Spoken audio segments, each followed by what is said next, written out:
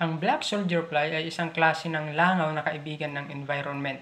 Sila yung mga langaw na kinakain, yung mga nabubulok sa ating mga paligid, mga basura na hindi na itapon ng maayos. Kanila itong hinahanap at kanila itong inuubos. So narito ang life cycle ng black soldier fly. Una-una ay hahanap ng pagkain yung black soldier fly.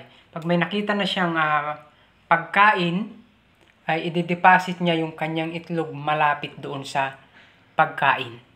Yan. Pagka-deposit niya, after 4 days, mapipisa yung mga itlog.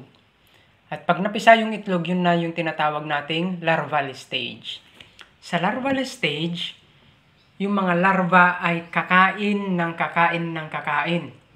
12 to 18 days yan, depende sa panahon, depende sa init, depende sa lamig, sa humidity, at kung gaano karami yung pagkain. Kasi mas marami yung pagkain, mas mabilis silang lumaki.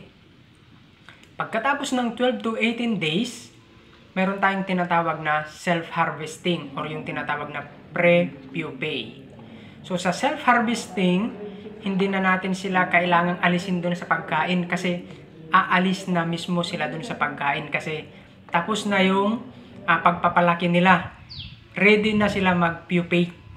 Yan. So, ibig sabihin, matutulog na sila. So, pag tapos ng 12 to 18 days na yon, aalis na sila dun sa pagkain, magpupupate na sila. So, dun sa pupation na tinatawag ay nangangailangan ulit ng 10 to 14 days. Yan. So, parang matutulog lang yan sila doon. Andun sila sa komportabling lugar na nahanap nila nung nag-self-harvest sila. Tapos, pagtapos ng 10 to 14 days ay unti-unti mapipisa na sila para maging adult black soldier fly.